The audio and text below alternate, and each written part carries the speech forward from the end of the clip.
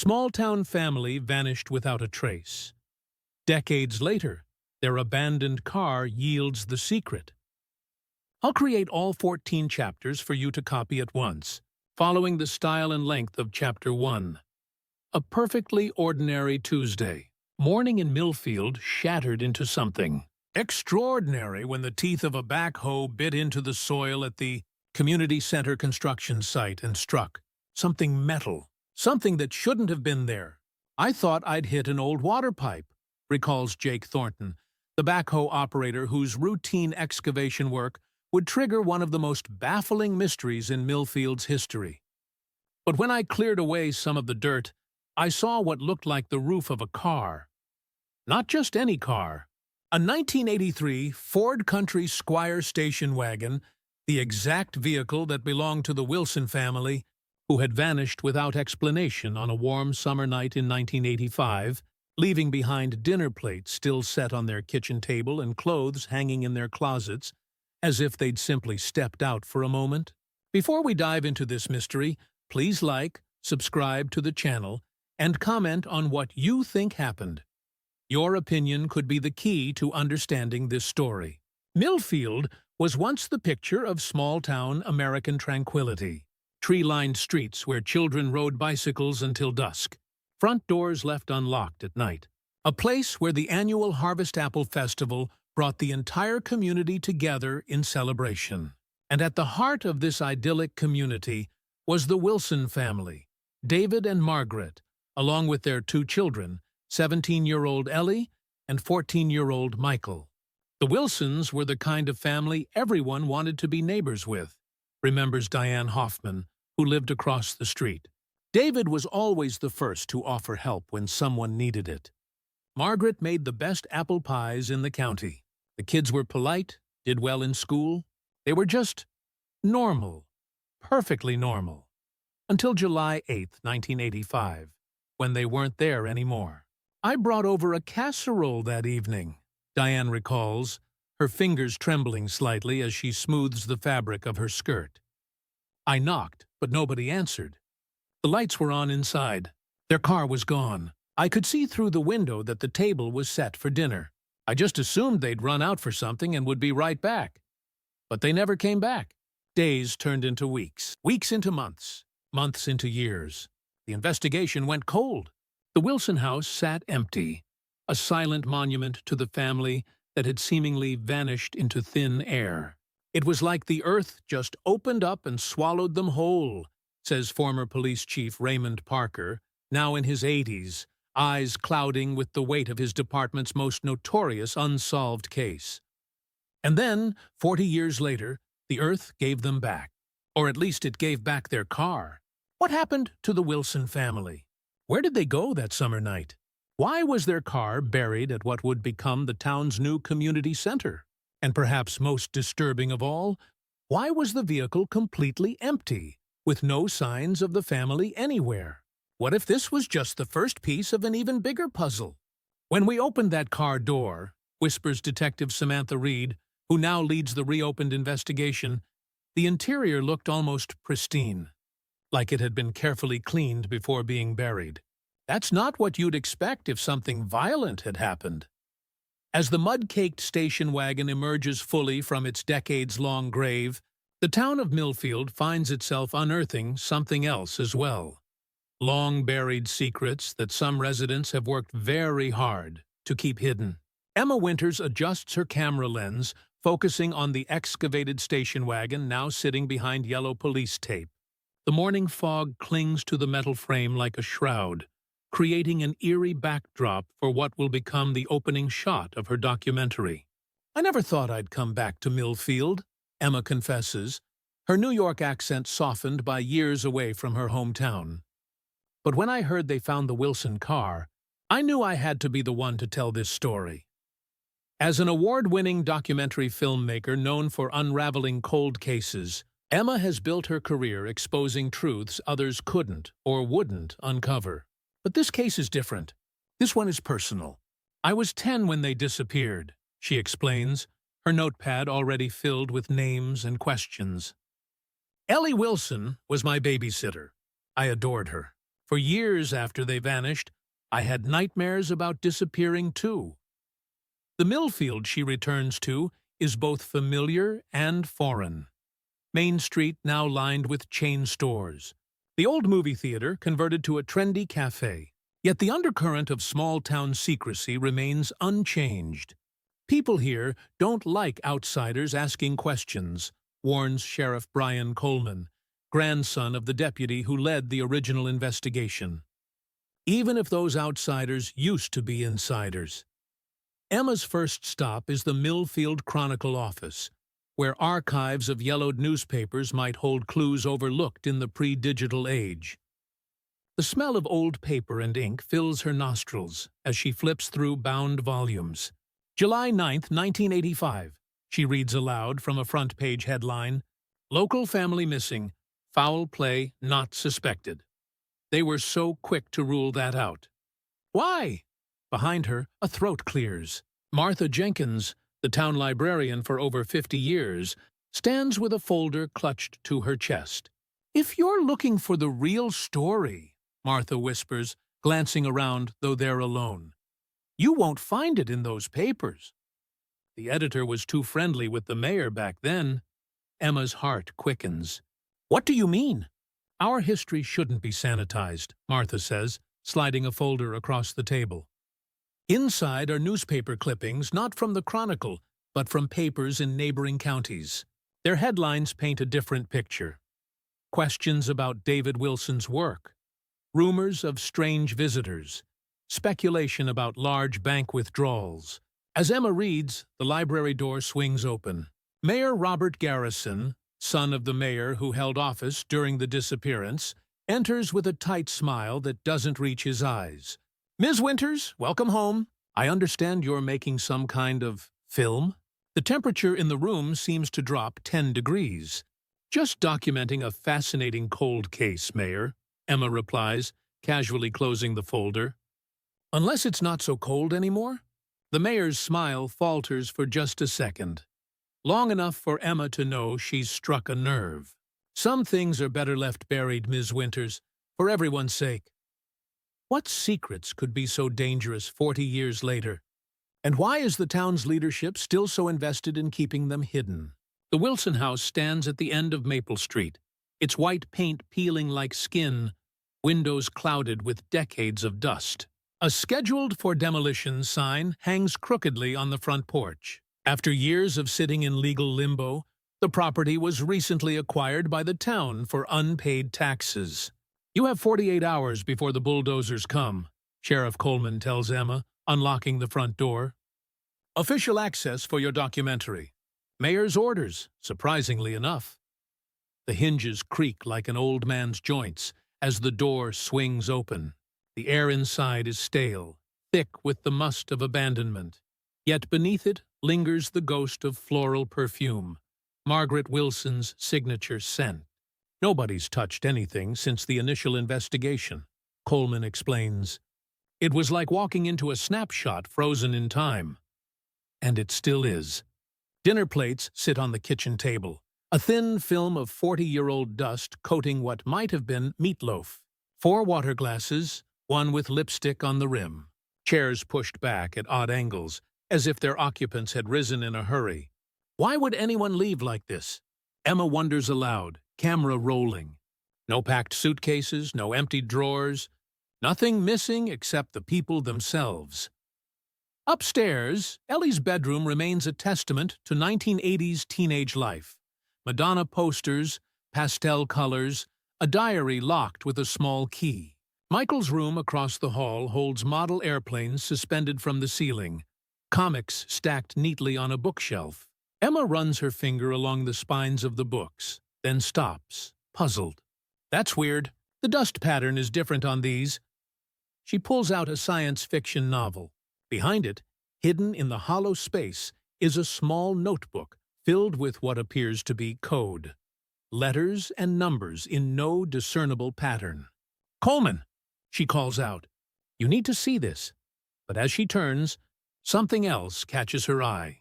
A calendar on Michael's desk, open to July 1985.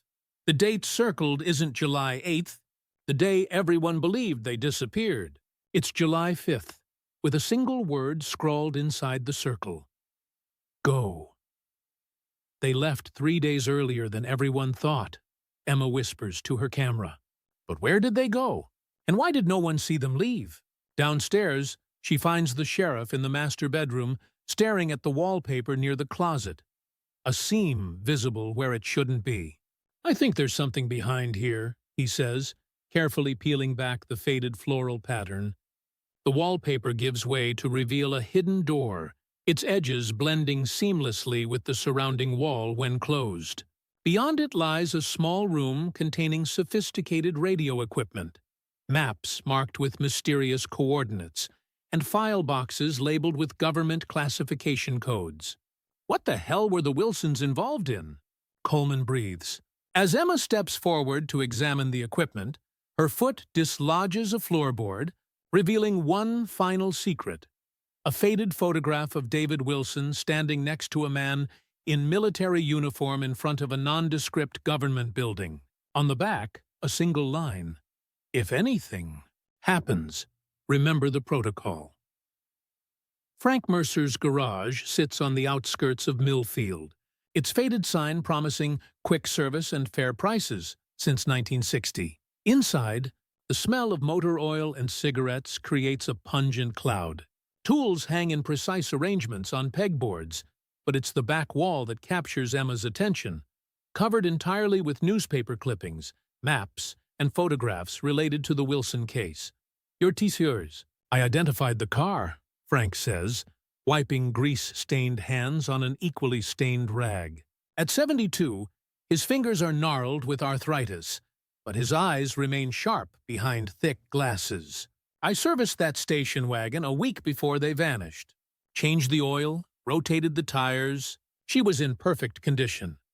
Frank points to a detailed diagram of the excavation site. Whoever buried that car knew what they were doing. It was positioned on a concrete slab to prevent sinking, wrapped in some kind of industrial-grade plastic to minimize deterioration. That's not a panic disposal. That's methodical preservation. Emma studies the wall, noticing string connecting seemingly unrelated events.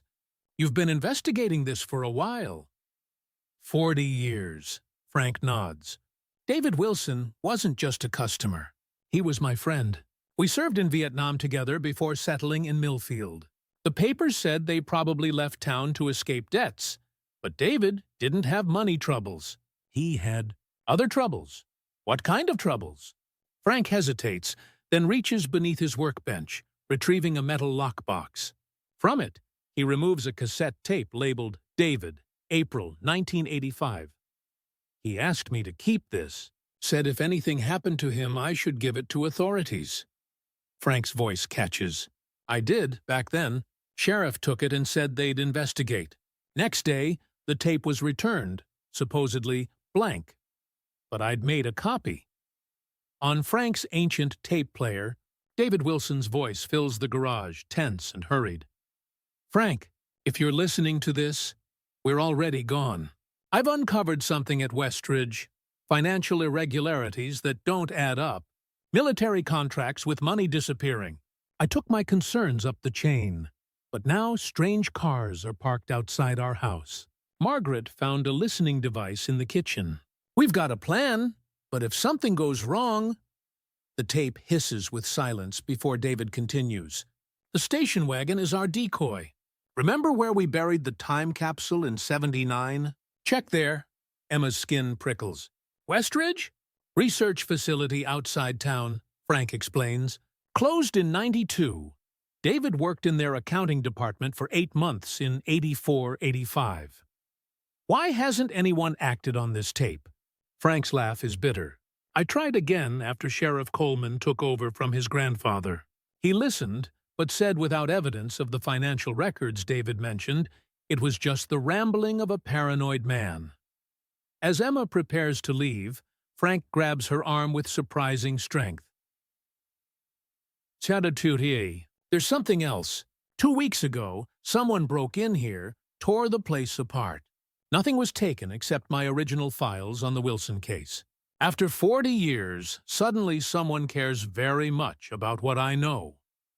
Outside, Emma notices a black sedan parked across the street, its engine running.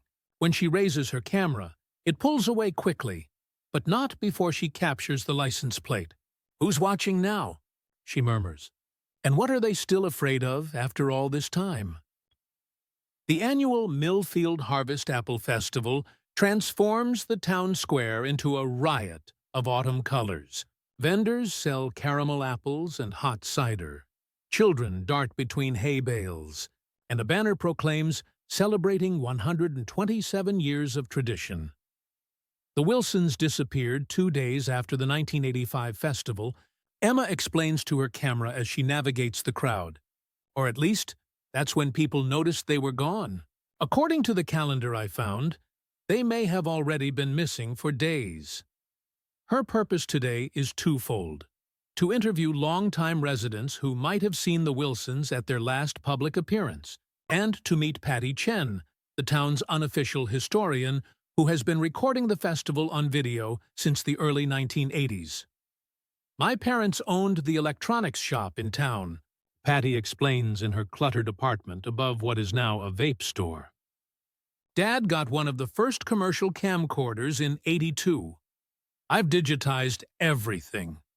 The footage from July 1985 plays on Patty's laptop, grainy but clear enough to see faces in the crowd. There, marching in the parade with the local accounting firm, is David Wilson. Unlike his smiling colleagues, his expression is tense. His eyes constantly scan the crowd. "Can we slow this down?" Emma asks. Frame by frame, they watch as David's gaze fixes on something off-camera. His face pales visibly. What was he looking at? Emma wonders. Patty manipulates the footage, switching to a different angle captured later that same day. This clip shows the entire Wilson family at the festival's picnic. Margaret sits stiffly, one arm protectively around Michael. Ellie appears to be arguing with her father.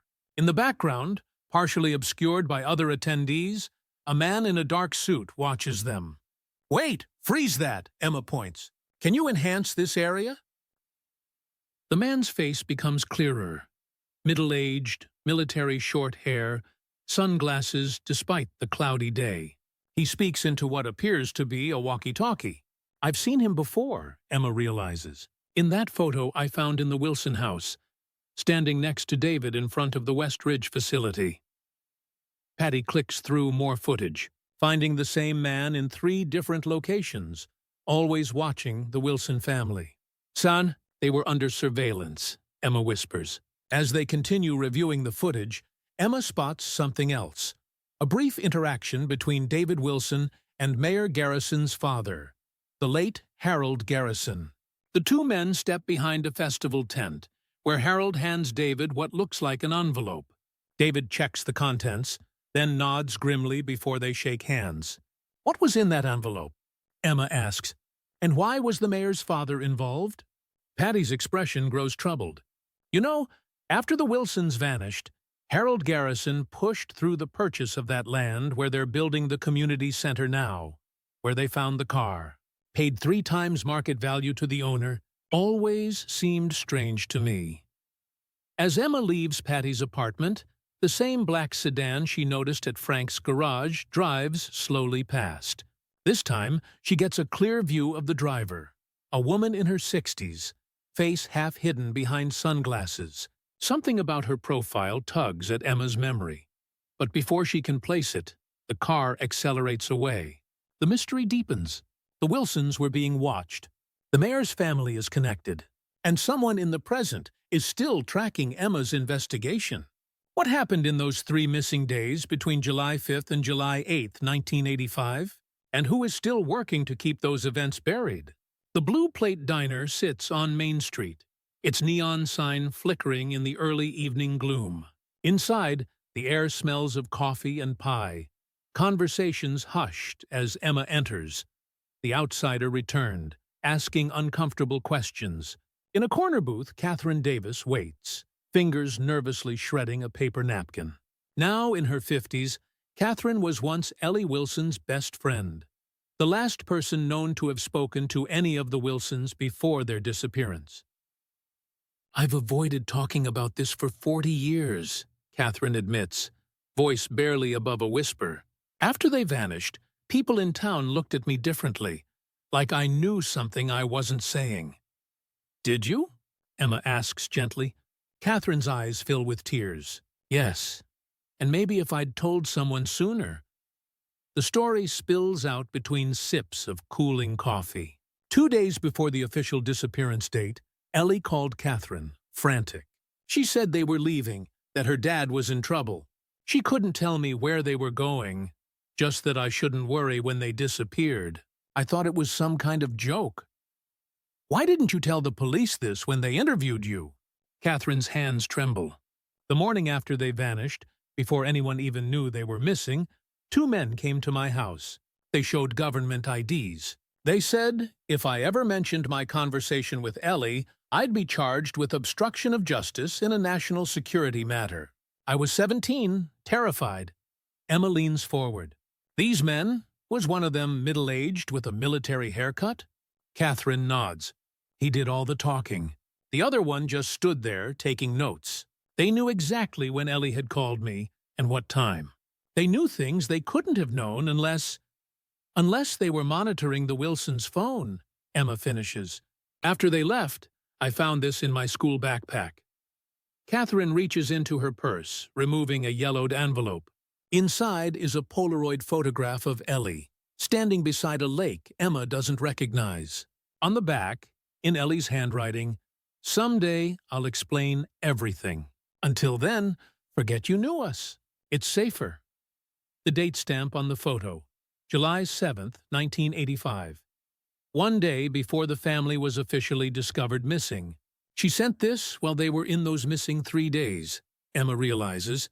This proves they left voluntarily. Catherine shakes her head. "Not exactly voluntarily. Ellie told me her father had discovered something he wasn't supposed to know. People were threatening them. The choice was leave or—" She doesn't finish the sentence. As their conversation concludes, Catherine grips Emma's wrist. "There's one more thing. About 2 years after they disappeared, I got a postcard from Switzerland. No message, just a picture of the Matterhorn. The handwriting on the address, it was Ellie's. I'm sure of it." Outside the diner, Emma processes this new information. The Wilsons didn't vanish, they fled. But from what? And how did they get out of the country without leaving a trace? As she walks to her car, a piece of paper is tucked under her windshield wiper. Unfolding it, she finds a typed message. "Your mother knows more than she's told you. Ask her about Operation Blackbird." Emma freezes. Her mother, Jean Winters, now lives in a memory care facility in the next county, her mind increasingly clouded by dementia. What could she possibly know about the Wilson family's disappearance? In small towns, women have always found ways to communicate in plain sight, explains Harriet Thompson, her arthritic fingers tracing the intricate pattern of a quilt spread across her living room table. At 86, Harriet is the last surviving member of the Millfield Quilting Circle, which has existed since the town's founding. "Margaret Wilson joined our circle in 82, Harriet continues. Quiet woman, kept to herself mostly, but she was talented. Her stitches were perfect, her designs complex." Emma studies the quilt before her. A wedding ring pattern in blues and golds, labeled as Margaret Wilson's final project, completed just weeks before the family vanished. "We thought it odd she never came back for it," Harriet says. "A quilt like this represents months of work." As Emma examines the quilt more closely, she notices irregularities in the pattern, small deviations that seem deliberate rather than mistakes. "These symbols in the corner blocks," Emma points, "they don't match the rest of the design." Harriet nods, a sly smile creasing her weathered face. During World War II, quilters encoded messages for the resistance in their patterns. My mother was one of them. Margaret knew those stories. I'd told them during our meetings. Emma takes photographs of each symbol, then arranges them in sequence on her laptop. The pattern bears striking similarities to the code in the journal she found hidden in Michael's room. I think she was leaving a message, Emma says. But for whom? Harriet wonders. The question hangs between them as Emma continues examining the quilt. Along the border, tiny words are embroidered in thread, barely distinguishable from the background fabric. Latitude and longitude, coordinates. Using her phone's mapping application, Emma plots the location. A point in rural Vermont, near the Canadian border. Vermont? The Wilsons had no connections there, did they? Not that anyone knew of, Harriet replies. But Margaret once mentioned they'd honeymooned in Vermont. Said she'd always wanted to go back. As Emma prepares to leave, Harriet retrieves a shoebox from her closet. After Margaret disappeared, the Circle received this in the mail. No return address, postmarked from Burlington, Vermont. Inside is a smaller quilted piece, a table runner with the same distinctive pattern as Margaret's quilt. Attached is a note card bearing a simple message. Thank you for teaching me. I'm safe. We never told anyone, Harriet admits. With everyone saying such terrible things about why they might have left, debts, affairs, even murder, we couldn't bear to share this small evidence that Margaret, at least, was alive and well. Emma stares at the postmark. October 1985, just 3 months after the disappearance. Why Vermont? She murmurs. What's the connection? As she drives away from Harriet's house, Emma calls Sheriff Coleman, asking him to check property records for any Millfield residents with Vermont connections in the 1980s. An hour later, he calls back, his voice tight with confusion. You're not going to believe this. Harold Garrison, the former mayor, owned a hunting cabin near the Canadian border. The coordinates match almost exactly with the ones on that quilt. The pieces begin to shift in Emma's mind. The envelope passed from Harold to David at the festival. The land purchased where the car was buried. Now a cabin near where Margaret apparently fled.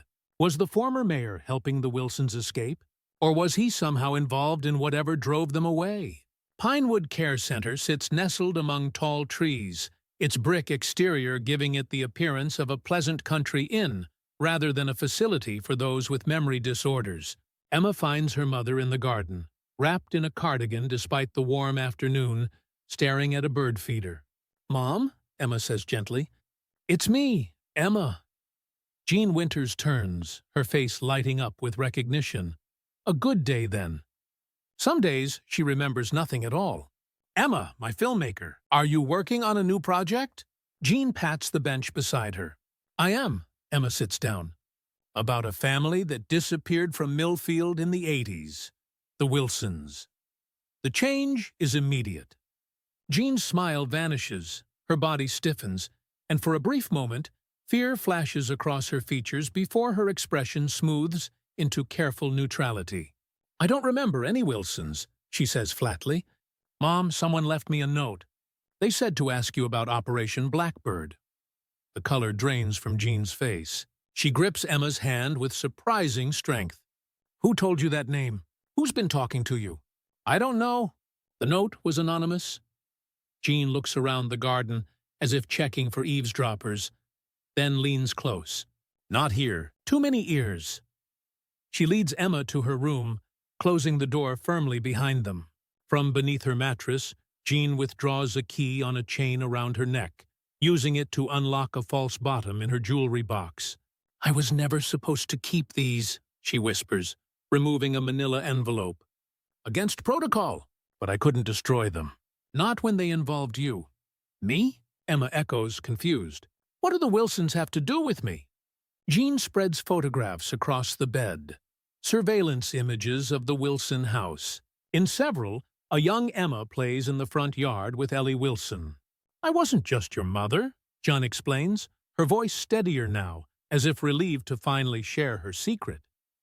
I was an agent with the U.S. Marshals Witness Security Division. Operation Blackbird was the code name for the Wilson family extraction and relocation. Emma stares, uncomprehending. Witness protection? The Wilsons were in witness protection? Jean nods. David Wilson uncovered a defense contractor embezzlement scheme at Westridge, millions in government funds diverted to private accounts. When he gathered evidence and prepared to blow the whistle, the people involved discovered his plan. Who were they? The people embezzling? Contractors, government officials, and local partners, including Harold Garrison. Emma's mind races to connect the dots. But if Harold was involved, why would he help the Wilsons escape? Immunity, Jean explains. When David realized how dangerous these people were, he contacted the FBI. Harold Garrison turned state's evidence in exchange for protection. He helped stage the Wilsons' disappearance. Jean pulls out more documents, official government forms with most information redacted. The buried car, the dinner left on the table, all carefully orchestrated to make it look like they'd vanished suddenly, maybe victims of foul play. It created confusion, bought time for them to reach safety. And you were their handler? I was assigned to Millfield to monitor threats and manage the extraction. That's why we moved here when you were 8. Jean's eyes fill with tears. I never meant to lie to you, Emma. It was classified. Still is, technically. Emma tries to process this bombshell. Where are they now? Are they still alive? Jean shakes her head. I don't know. After the initial relocation, they were transferred to another handler. Standard procedure, compartmentalization. I do know they testified. The embezzlement ring was dismantled, and several high-ranking officials went to prison. And the note I found in the Wilson house? If anything happens, remember the protocol? Emergency extraction procedures. If they felt threatened, they had a process to follow. Destroying evidence, using the prepared cover story, meeting at designated safe houses. As Emma prepares to leave, Jean grips her arm. Be careful, Emma. The statute of limitations on the financial crimes expired years ago, but not on the 2 murders connected to the case. Murders? A federal auditor and a Westridge security guard, both found dead before the Wilsons disappeared. Officially unsolved. Jean's expression grows distant. There were powerful people involved who never faced justice. People who might still be watching. In the parking lot, Emma sits in her car, overwhelmed. Her entire childhood in Millfield had been built around a covert operation. Her mother, a federal agent. The family she'd been searching for, deliberately hidden by the government. But one critical question remains unanswered. If the case was closed decades ago, why is someone still trying to keep the truth buried? The Westridge Research Facility stands abandoned on the outskirts of town, a cluster of low concrete buildings surrounded by chain-link fence and overgrown fields. No trespassing signs hang at regular intervals, faded by decades of sun and weather. The facility closed in 1992, Sheriff Coleman explains as he cuts the padlock on the main gate. County took ownership after tax default. Nothing's been touched since they shut down. Emma steps carefully through the tall grass. What were they researching here? Officially, agricultural technologies. Unofficially, who knows? Cold War era, could have been anything. Inside the main building, dust motes dance in beams of light filtering through broken windows. Empty desks, overturned chairs, papers scattered across the floor as if the evacuation had been hasty. Administrative wing is this way, Coleman directs, flashlight beam cutting through the gloom. Records might still be in the basement archive. The basement door stands ajar, its lock broken. Long ago. The air is thick and musty, tinged with the smell of mildew and rodent droppings. Metal shelving units line the walls, most empty, but some still holding file boxes. Someone's been here before us, Emma notes, pointing to footprints in the dust. Recently. They search methodically, finding little of value, until Coleman calls from the far corner. Emma, over here! A steel filing cabinet stands apart from the others, its drawers still locked. The label reads, Personnel Classified.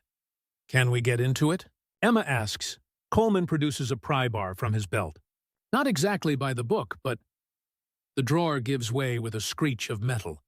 Inside are personnel files, dozens of them, many with "Terminated" stamped in red across the folders.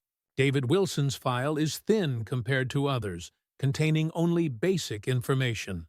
Employment dates, position, security clearance. Nothing helpful, Emma sighs. "Wait," Coleman says, flipping through another folder labeled Security Protocols.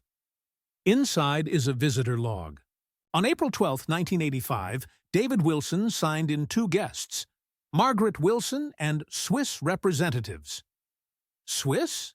Emma remembers Catherine's postcard. Switzerland again. That can't be coincidence. As they prepare to leave, Emma's flashlight catches something beneath a fallen ceiling tile. A small plastic card. She picks it up, brushing away dust, to reveal a Westridge employee ID badge. The photo shows a young man in his 20s, thin-faced with serious eyes. The name reads Thomas Klein, the position research assistant. Emma gasps. Despite the different name and the decade separating them, the face is unmistakably that of Michael Wilson, the 14-year-old son who disappeared in 1985. "This is dated 1992, she whispers. "Michael came back. He worked here." Coleman studies the badge. "Looks like him, but that's impossible. He'd have been what, 21 by then? How would no one recognize him? 7 years, different name, grown up," Emma muses. "In a high-security facility where most staff wouldn't have known the Wilson family." As they exit the building, Coleman's radio crackles with an urgent message from dispatch. A fire has broken out at the town archives, where records from the 1980s are stored. Minutes later, another call. A break-in reported at Emma's hotel room. Someone's destroying evidence, Emma realizes. We're getting too close. Back in town, they find the archive building engulfed in flames, firefighters working desperately to control the blaze. At Emma's hotel, her room has been ransacked, research materials scattered. Her laptop and camera are untouched, but the journal from Michael's room, the photographs from her mother, and the staff ID badge, all taken. As Emma surveys the damage, her phone rings, an unknown number. "Stop digging," a digitally altered voice warns. "Some secrets should stay buried." "Who is this?" Emma demands. "Someone who knows what happened to the Wilsons. Someone who knows what will happen to you if you don't back off." The line goes dead, leaving Emma shaken but more determined than ever. Someone is still protecting the secret of the Wilson family. Someone willing to destroy evidence and make threats to keep that secret hidden. But why? If, as her mother revealed, the case was closed decades ago, what remains so dangerous that it must be concealed at any cost? Switzerland keeps appearing in this story, Emma tells Sheriff Coleman as they sit in his office, piecing together what they've learned. The postcard Catherine received, the Swiss representatives in the visitor log. We need to understand the connection. Using the visitor date from the Westridge log, Coleman searches international flight records from regional airports in April 1985. Here, he points to his computer screen. A private charter from Burlington, Vermont to Zurich on April 14, 1985. Passenger manifest lists 4 American citizens and 2 Swiss nationals. The Wilson family, Emma breathes. But why Switzerland? Coleman continues searching databases. Switzerland, banking, secrecy, Westridge's financial transactions. He stops, eyes widening at what he's found. Westridge had a sister facility in Geneva, West Alp Research. Same parent company, same board of directors. Emma leans forward. And David Wilson, as an accountant, discovered money moving between them. Money that was supposed to go to government contracts. A knock interrupts them. A courier delivers a package addressed to Emma. No return address, postmarked from Bern, Switzerland. Inside is a USB drive and a note. You're asking the right questions. Here are some answers. Coleman plugs the drive into an isolated computer. It contains dozens of financial records and internal memos from Westridge and its Swiss counterpart, documenting a sophisticated embezzlement operation. More shocking are personnel files showing that after their disappearance, both David and Margaret Wilson were employed by Westalp under new identities. They weren't just hiding in Switzerland, Emma realizes. They were continuing the investigation from inside the company's European operation. The drive also contains a scanned copy of a Swiss passport issued to Michael Keller in 1992, the PAI, same face as the Westridge ID badge they found. Additional documents show his return to the United States that same year, his employment at Westridge, and his subsequent disappearance after the facility's sudden closure. He came back to continue his father's work, Coleman says. But why return to the place his family fled? That's incredibly risky. The answer comes in a video file, a recorded statement by Michael Wilson, now Thomas Klein, dated July 1992. His face is older but recognizable as he speaks directly to the camera. If you're viewing this, I didn't make it out. What my father discovered was bigger than embezzlement. Westridge was developing surveillance technology using psychological profiling, technology they sold to authoritarian regimes. The financial fraud was just the surface. The real crime was human experimentation conducted without consent or oversight. The video continues, Michael detailing a conspiracy involving defense contractors, intelligence agencies, and local officials who provided test subjects from vulnerable populations, transients, patients from psychiatric facilities, even residents of Millfield who experienced unexplained memory loss after routine medical procedures. That's why I came back, Michael explains in the video. Not just to gather evidence, but to destroy the research. My parents are continuing the fight in Europe. I returned to ensure no trace of this program survived in Millfield. As the video ends, Coleman sits back, stunned. This isn't just about money laundering or contract fraud. This is about illegal human experimentation.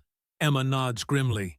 And if Michael succeeded in destroying research at Westridge before it closed, then whoever was involved would have every reason to ensure the Wilson family and their story remained buried forever. Coleman finishes.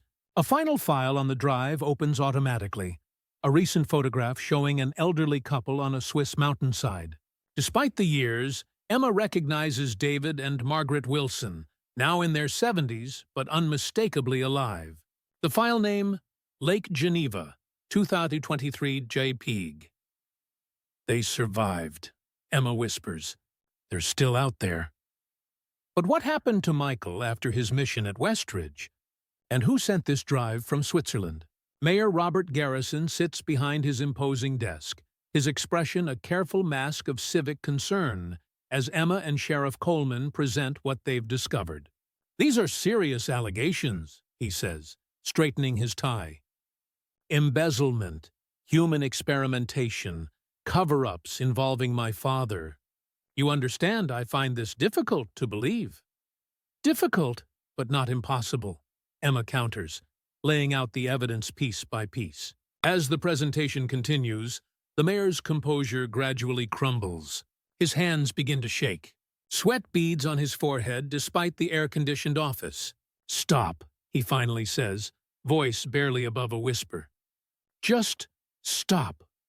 Rising from his chair, he locks his office door, then activates an electronic device that emits a low hum. Signal jammer, he explains. What I'm about to tell you cannot leave this room.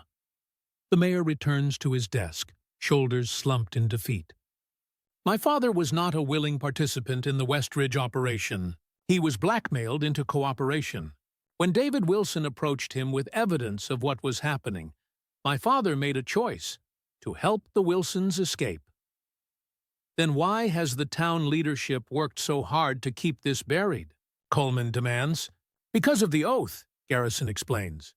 Every mayor of Millfield since 1985 has been sworn to secrecy upon taking office.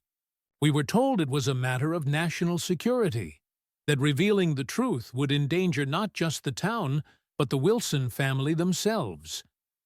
Who told you this? Emma asks. Federal agents, or people claiming to be federal agents. They showed credentials, made threats. We believed them. The mayor opens a hidden safe behind a painting, removing a sealed envelope yellowed with age. My father left this, to be opened only if the Wilson case was ever solved. I think it's time.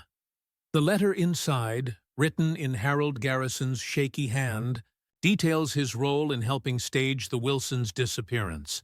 The buried car, the dinner left on the table, the purchase of land to protect the site where evidence was hidden. My father used town funds to buy that property, the mayor admits. He knew if it remained in private hands, someone might eventually discover the car. By making it public land and designating it as protected wetlands, he ensured it wouldn't be developed for decades. So why build a community center there now? Coleman asks. Budget cuts. We needed to consolidate facilities. The environmental protection expired last year. Garrison shakes his head bitterly. I fought against it, without being able to explain why. When they found the car, I knew everything would eventually come to light. Emma studies the mayor carefully. There's something else you're not telling us. Garrison hesitates, then nods slowly. The people behind Westridge, they never truly left Millfield. They just changed forms. The tech company that opened offices here 5 years ago, same parent corporation, different name. The experimental medical clinic offering free treatments to residents, funded by the same private equity group that bankrolled Westridge. They're still operating here? Coleman asks incredulously. Not the same research, but the same people, the same money. Garrison looks physically ill. Sanant, suantui fi. I've tried to monitor them, to limit their influence without raising suspicions. It's why I authorized your documentary, Ms. Winters. I hoped you'd uncover enough to bring outside attention without implicating me. As they prepare to leave, Garrison makes one final confession. The threats against your investigation? The fire at the archives? I didn't order them, but I know who did. There's a shadow board that oversees these companies. Powerful people who've never faced justice for what happened at Westridge. Give me names, Coleman demands. I can't, but I can tell you this. Watch the clinic. That's where Michael Wilson went after Westridge closed. Not as an employee, but as a patient, or perhaps a prisoner. Millfield Advanced Medicine Clinic stands on the former grounds of Westridge, its modern glass facade a stark contrast to the abandoned research buildings behind it. A banner across the entrance proclaims, Pioneering Treatments for Memory Disorders. We can't just walk in and start asking questions, Coleman warns as they observe from his unmarked car. After what the mayor told us, we need a warrant. Which could take days we don't have, Emma counters. I have another way in. Her mother, Jean Winters, sits beside them, her eyes clearer than Emma has seen in months. I remember enough, John insists. I can get us access. The plan is simple but risky. John will pose as a potential new patient, with Emma as her concerned daughter. Coleman will wait outside as backup, ready to call in reinforcements if needed. Inside, the clinic is eerily quiet, despite a dozen patients in the waiting room, all elderly, all staring vacantly at muted televisions. John approaches the reception desk with practiced confidence. I have an appointment with Dr. Richards, she says, using the name they found in Michael Wilson's Westridge personnel file. John Keller. My daughter Emma is with me. The receptionist checks her computer, frowning. I don't see an appointment. John leans forward, lowering her voice. Operation Blackbird sent me. It's regarding Thomas Klein. The effect is immediate. The receptionist's eyes widen, and she quickly picks up a phone, speaking too softly to overhear. Moments later, they're ushered through security doors into a pristine hallway. Wait here, the receptionist instructs, leaving them in a consultation room. Once alone, Emma immediately begins searching drawers and cabinets. photographing documents with her phone. Jean stands watch at the door. Patient files, Emma whispers, finding a locked cabinet. Using techniques learned from investigative documentaries, she picks the simple lock. Inside are dozens of files, each bearing only a number instead of a name. She quickly scans through them, stopping at one labeled Patient 37 that contains photographs of a middle-aged man who bears a striking resemblance to Michael Wilson. The medical charts document memory reconditioning procedures spanning nearly 30 years. The most recent entry is dated just 3 weeks ago. "He's still here," Emma breathes. "They've been holding him all this time." Before she can read further, the door opens. A tall, silver-haired man in a lab coat enters, flanked by 2 security guards. "Mrs. Keller? I'm Dr. Richards." His smile doesn't reach his eyes. Invoking Blackbird was quite clever. "That operation has been defunct for decades." "Where is Michael Wilson?" Emma demands, hiding her phone. Richards sighs. "Always so direct, Ms. Winters. Just like your mother was during her active service days. Before her treatment." Emma turns to Jean, who has gone pale. "Mom?" "I didn't just supervise the Wilsons' relocation," Jean says, voice shaking. "I discovered what was happening at the clinic afterward. When I threatened to expose them..." She trails off, hand rising to her temple. "Memory modification," Richards explains casually. "Tunnelage, selective, targeted. We couldn't erase everything. That would have raised suspicions. Just key details, connections. The confusion your mother experiences isn't natural dementia. It's our work." "You've been experimenting on her," Emma realizes with horror. "Monitoring primarily. Occasional adjustments when memories resurface." Richards gestures to the guards.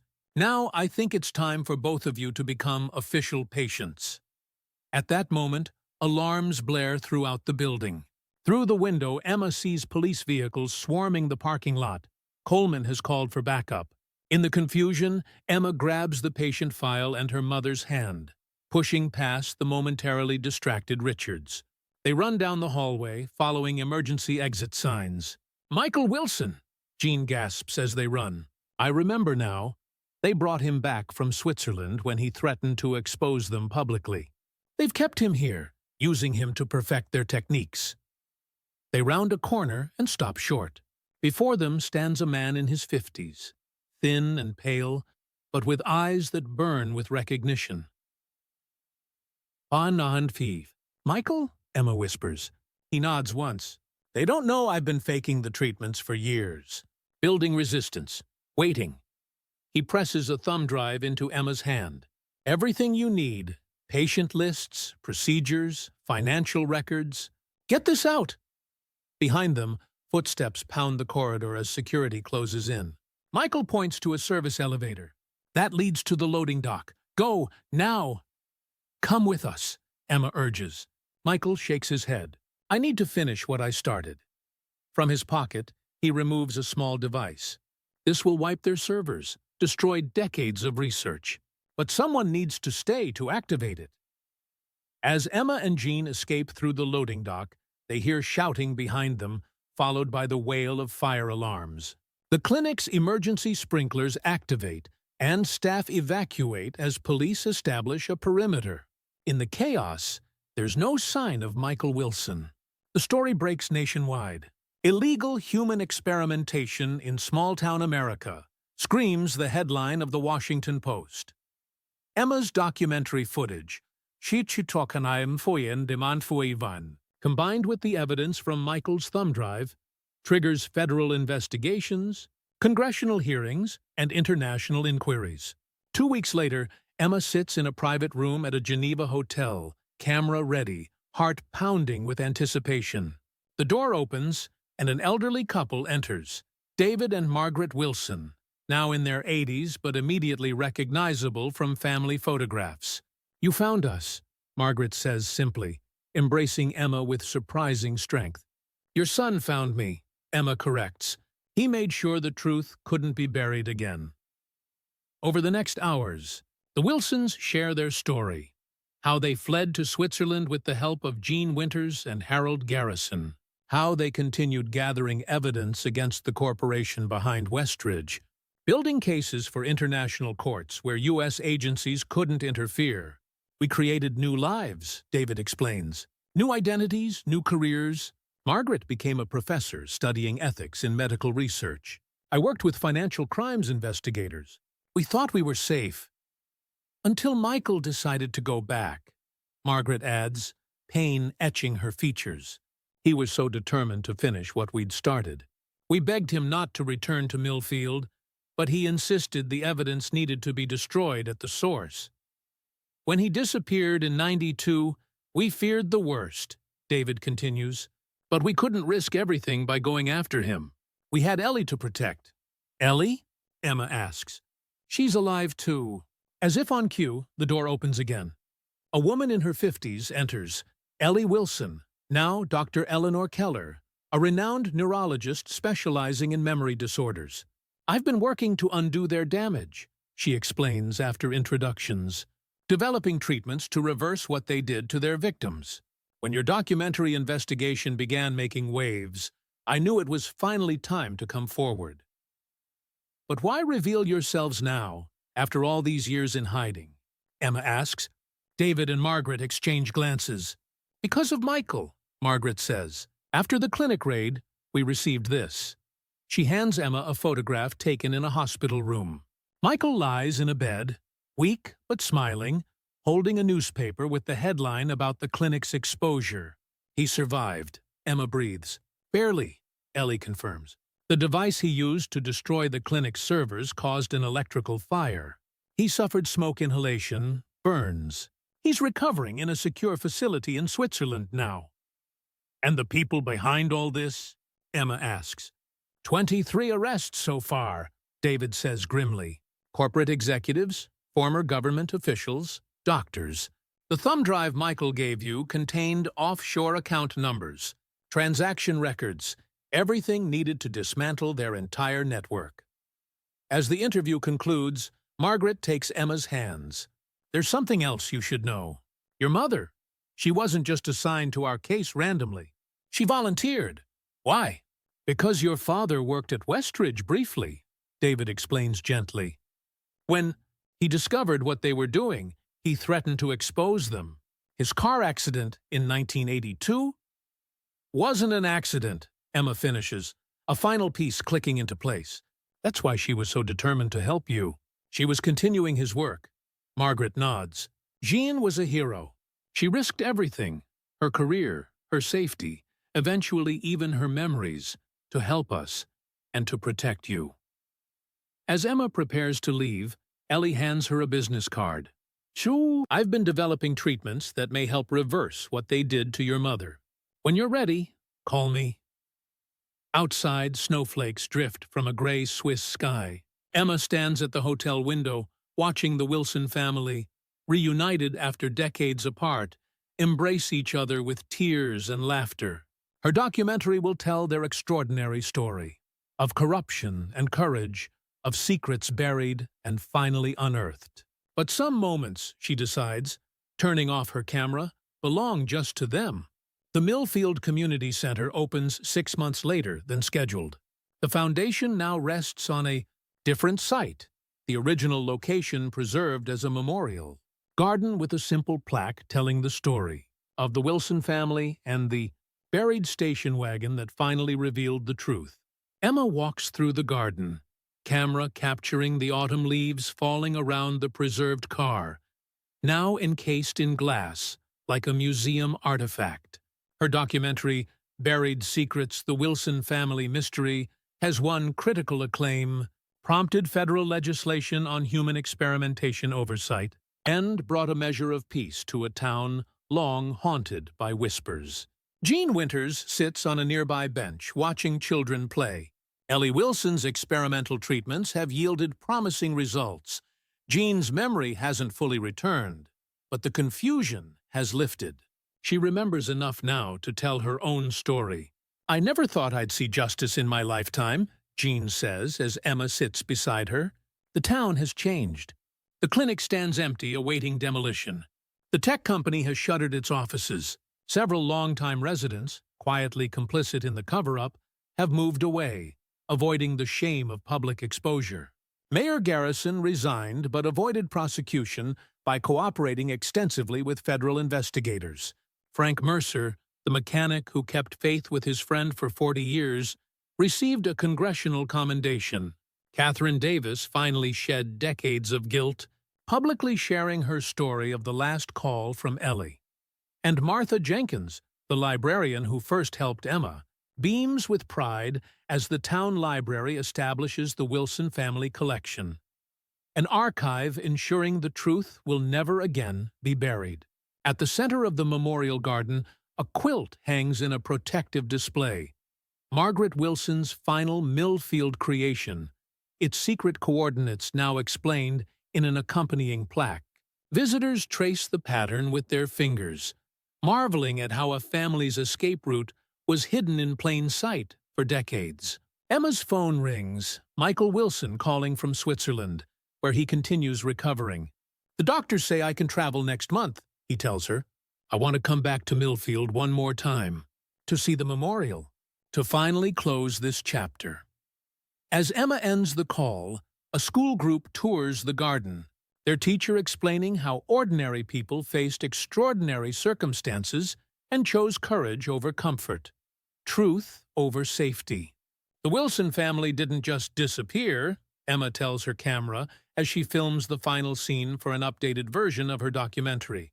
They were erased by powerful interests, by government agencies, by corporate greed. Their car wasn't the only thing buried in Millfield, so was the truth. She pans across the garden, capturing the visitors reading plaques, studying photographs, understanding at last. But some secrets refuse to stay buried. Sometimes the truth finds its way back to the surface, no matter how deeply it's been hidden. And when it does, it changes everything. Emma turns the camera on herself for a final reflection. This story began with a backhoe operator discovering a buried car on a misty autumn morning. It ends with a family reunited, a conspiracy exposed, and a town finally facing its past. The Wilson family didn't vanish without a trace. They left behind something more powerful than evidence. They left behind the truth, waiting to be unearthed. As the sun sets over Millfield, casting long shadows across the memorial garden, Emma turns off her camera. Her mother joins her, linking arms as they walk toward the future, unburdened at last by the weight of secrets too long carried alone. 6 months after the Millfield Memorial Garden's dedication, Emma Winters finds herself in Washington, D.C., her documentary footage now playing on screens throughout a packed congressional hearing room. Representatives from both parties lean forward in their seats, faces grave as they watch footage of former patients describing memory experiments conducted without consent. "20s. Ms. Winters," the committee chairwoman begins after the video ends, "your investigation has uncovered what appears to be one of the most egregious violations of human rights on American soil in recent history. How widespread do you believe these operations were?" Before we continue with this shocking testimony, please like, subscribe to the channel, and comment your thoughts below. Public awareness is our strongest weapon against such abuses. Emma adjusts her microphone, acutely aware of the cameras broadcasting this hearing nationwide. Based on evidence recovered from Michael Wilson's thumb drive, similar facilities operated in 7 different states between 1975 and 2024. Conservative estimates suggest over 3,000 American citizens were subjected to unauthorized memory modification procedures. The gallery erupts in murmurs. Emma spots Jean in the audience, sitting beside Ellie Wilson, both women having traveled to support her testimony. The Millfield facility was just one node in a much larger network, Emma continues. Documents indicate that technologies, developed through these unethical experiments, were later deployed by certain intelligence agencies for interrogation, and by private corporations for what they termed consumer behavior optimization. In the weeks following the hearing, Emma's investigation expands beyond Millfield. Her production team receives hundreds of emails from former residents of small towns across America, all describing similar patterns: mysterious research facilities, unexplained memory lapses, disappeared citizens. It's like we uncovered one tentacle of a much larger creature, Emma tells Sheriff Coleman during a video call. On her hotel room wall, a new investigation board takes shape. Red string connecting locations across a map of the United States. Coleman nods gravely. The FBI task force has been interviewing former Westridge employees. Several have confirmed that Millfield was considered their proof-of-concept location. What happened there was meant to be replicated nationally. As Emma digs deeper, she uncovers connections between Westridge's parent company and powerful political figures, defense contractors, and media conglomerates. The institutional resistance to her investigation intensifies. Interview subjects cancel abruptly. Documents vanish from archives, and peculiar technical glitches plague her team's communications. Late one night, a secure message arrives from Michael Wilson. They're still active. Geneva office compromised. Moving to secondary location. Trust no one outside inner circle. The following day, Emma's hotel room is broken into. Nothing taken, but her investigation board has been meticulously photographed. The message is clear. She's being watched. Rather than retreating, Emma makes a bold decision. Working with a network of trusted journalists across 5 countries, she orchestrates a simultaneous release of all evidence, every document, interview, and connection map, to news outlets worldwide. What one agency might suppress, a global information cascade makes impossible to contain. This isn't just about what happened to one family in Millfield anymore, Emma explains in an emergency broadcast. This is about a systematic attempt to develop and deploy technologies that violate the most fundamental right humans possess: the sanctity of our own minds. As the information spreads, former patients and employees from facilities across the country begin coming forward. Class action lawsuits are filed. Government whistleblowers emerge from retirement, finally free to speak about programs they witnessed decades earlier. In the midst of the growing scandal, Emma receives an unexpected visitor at her temporary office. A middle-aged woman who introduces herself as Dr. Rebecca Martinez. I was a junior researcher at Westridge from 1988 to 1992, she explains, hands trembling as she places a weathered journal on Emma's desk. I was told we were developing treatments for PTSD. By the time I realized the truth, I was in too deep. The journal details experimental protocols, patient reactions, and most critically, the names of military and intelligence officials who visited to observe demonstrations. Why come forward now? Emma asks. Dr. Martinez glances at the window, as if expecting someone might be watching. Because they're starting again. New company, new name, same research. They never stopped. They just went deeper underground. She slides across a thumb drive. Coordinates, facility blueprints, current personnel. If you're going to expose the full operation, you'll need this. As Emma reviews the new evidence, she realizes the Millfield story was just the beginning. The truth stretches back decades and forward into ongoing operations, a shadow network of research continuing despite congressional hearings and public outrage. That evening, Emma receives a text from an unknown number. Same place we met Michael. Midnight. Come alone. She knows it could be a trap, but it could also be the final piece needed to dismantle the entire network. As she weighs her decision, one question burns in her mind. How deep does this conspiracy truly go, and what will it cost to bring it fully into the light? Michael Wilson stands on the grounds of what was once the Westridge facility, leaning slightly on a cane, a permanent reminder of his injuries sustained during the clinic fire. Beside him, Emma adjusts her camera, capturing his first return to Millfield since his dramatic rescue 8 months earlier. It looks so ordinary now, he remarks, surveying the demolished clinic site. now just an empty field sprouting wildflowers. Hard to believe what happened here. Emma pans across the landscape, recording for what will become the final episode of her expanded documentary series, The Memory Merchants, a global investigation that began with a buried station wagon and evolved into exposing an international conspiracy. When you destroyed their servers that day, Emma asks, did you know how far-reaching the effects would be?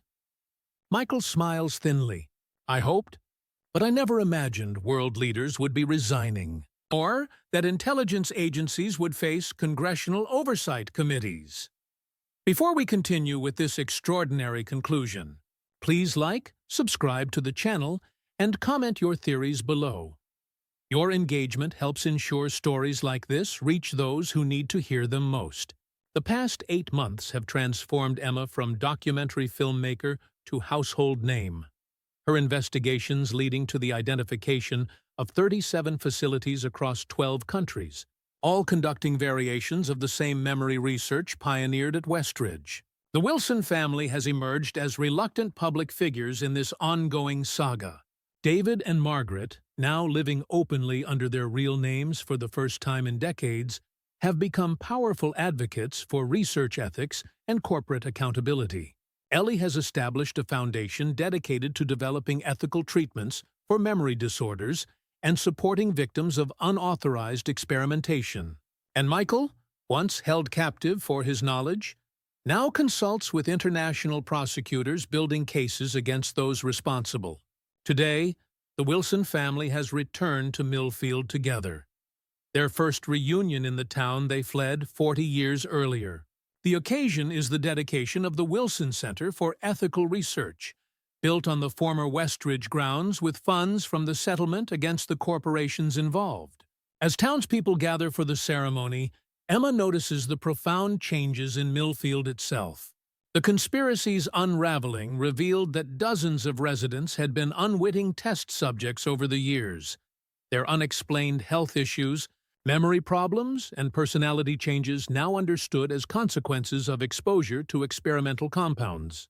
In a way, the entire town was a victim, Sheriff Coleman tells Emma as they watch the crowd assemble. Even those who weren't directly experimented on lived under the shadow of what was happening here. The ceremony begins with Jean Winters cutting the ribbon, a symbolic gesture, acknowledging her role in both protecting the Wilson family and ultimately helping expose the truth. Despite ongoing treatments, Jean still struggles with artificially induced memory gaps, but her determination remains undiminished. Some wounds never fully heal, she tells the assembled crowd, but understanding their cause is the first step toward recovery, for individuals and for communities. After the ceremony, Emma interviews several former Westridge employees who have come forward with testimony in exchange for immunity. Their stories reveal a program more extensive and insidious than even the Wilson family had understood. The memory modification was just phase 1, explains a former research director, face obscured for her protection. Phase 2 involved targeted behavioral changes, creating compliant citizens who would accept whatever narrative they were given, regardless of contradictory evidence or personal experience. Mind control? Emma asks skeptically. We preferred the term cognitive alignment, the woman responds. But yes, essentially. The most stunning revelation comes from Dr. Martinez, who has continued working with Emma's investigation. Using documents recovered from facilities worldwide, she has reconstructed the program's ultimate goal: a technology capable of implanting false memories indistinguishable from real ones, allowing for the complete rewriting of personal and collective history. Whoever controlled this technology could reshape reality itself, Dr. Martinez explains. Witnesses to crimes could be made to remember events differently. Historical atrocities could be erased from public memory. Political opposition could be neutralized not through force, but through altering how people perceived their own experiences. The scope of what they've uncovered leaves Emma breathless. What began with one family's disappearance has exposed an attempt to develop the most dangerous weapon imaginable, one targeted not at bodies, but at the very foundation of human consciousness. As the dedication event concludes, Emma finds herself alone with the Wilson family on the porch of their former home, now preserved as a historical site. David runs his hand along the railing, lost in memories both painful and precious. "When we fled that night," he says quietly, "I never imagined we'd come back." "Certainly not like this." Margaret takes his hand. "We lost 40 years in this town, but we gained something too. The truth doesn't stay buried forever. Not if enough people care to dig for it." That evening, as sunset bathes Millfield in golden light, the town holds a different kind of ceremony, a remembrance for those whose minds were altered without consent, whose memories were stolen or manipulated in service of what the perpetrators called progress. Names are read aloud. Neighbors, friends, family members, each one representing a life forever changed by what happened at Westridge. Candles illuminate the gathering darkness as the community reclaims its history, acknowledging both the wounds inflicted and the healing now begun. Emma captures it all, understanding that this story, which began with a car emerging from the earth, has become something far larger, a testament to the resilience of truth and the human spirit's capacity to overcome even the most sophisticated attempts to control it. Later that night, as Emma prepares to leave Millfield perhaps for the last time, she visits the memorial garden where the Wilson family's station wagon remains displayed. A new plaque has been added, bearing words Michael chose himself. They tried to bury not just a car, but a family, a truth, and ultimately, our shared humanity. What they failed to understand is that some things, once planted, don't die in darkness. They grow, push upward, and eventually break through to the light. Emma turns off her camera, knowing that while this chapter of her documentary is ending, the work of uncovering truth in Millfield and beyond continues. Some secrets refuse to stay buried, not because they're discovered by chance, but because people like the Wilsons, like Jean, like Frank Mercer, and eventually like Emma herself, refuse to stop digging. If this conclusion moved you as deeply as it did me, please remember to like, subscribe to the channel, and share your reflections in the comments. Every voice adds to the chorus that ensures stories like this are never forgotten, and that the truths they reveal are never again buried. If this story left you as impacted as it did me, don't forget to like, subscribe to the channel, and comment your opinion below. Each comment is like a new piece that can help unravel other mysteries like this one.